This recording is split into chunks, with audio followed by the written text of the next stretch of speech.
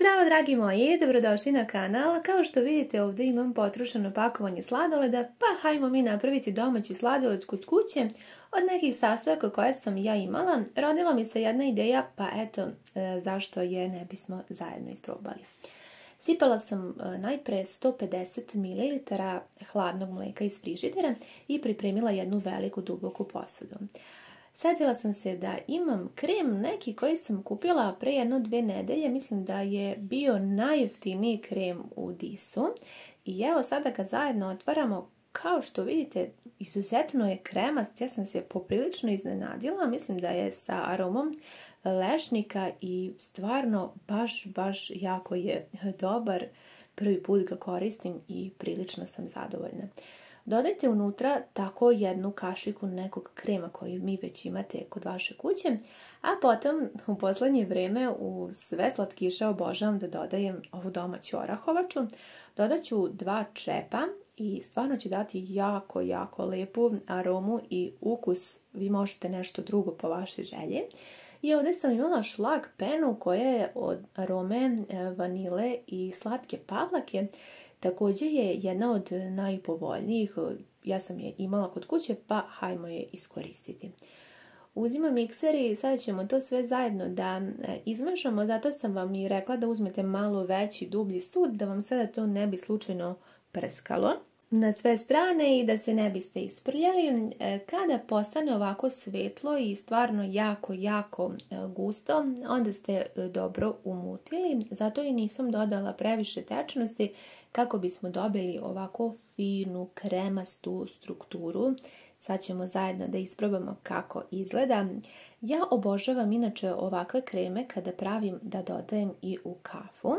Tako je i nastao ovaj recept, tako što sam željela zapravo samo da umutim šlag krem za kafu, ali ispao je sladoled i stvarno se jako radujem zbog toga, posebno što ću i podeliti sa vama i nadam se da će i vama biti koristan ovaj recept i da možete i vi nešto ovako slično improvizovati kod vaše kuće.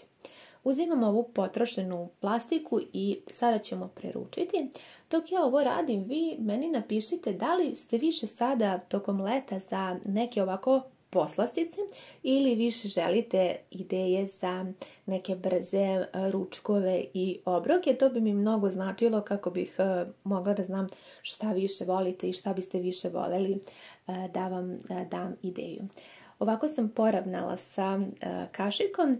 Sjetila sam se da imam i mlevene orahe, pa ću i njih iskoristiti. Možete mleveni keks, rendenu čokoladu, nešto što vi već volite. Ja obično, kao što znate, kupujem ovaj mleveni orah koji je vakuumiran.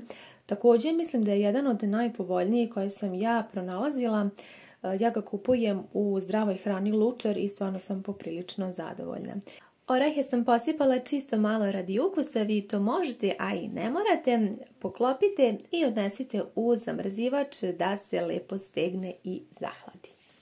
Prošlo je oko 5 sati, mada mogla sam sigurno i ranije da izvadim sladoled, međutim ja se iz nekog razloga nisam setila već tek tamo uveče. I sada ćemo ga zajedno isprobati i kao što sam mogla da pretpostavim, ima izuzetno kremastu strukturu, baš onako kakvu tražite, tako da mi se izuzetno sviđa. Ono što bih ja još sigurno dodala, još malo one orahovače ili neke arome, mislim da je baš pun pogodak sa tim.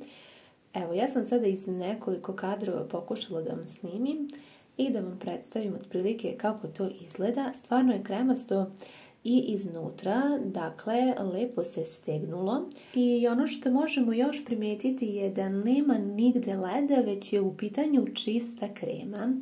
Tako da mi se to još posebno dopalo. Možete ga koristiti kao sladoled, kao kremu za neki kolač, dezert, a možete i uz kafu da stavite unutra i da vam bude stvarno jako lepa aroma i ukus. Tako da od mene imate stvarno veliku preporuku da isprobate. Hvala vam mnogo na gledanju, javite mi utiske i ljubim vas sve puno.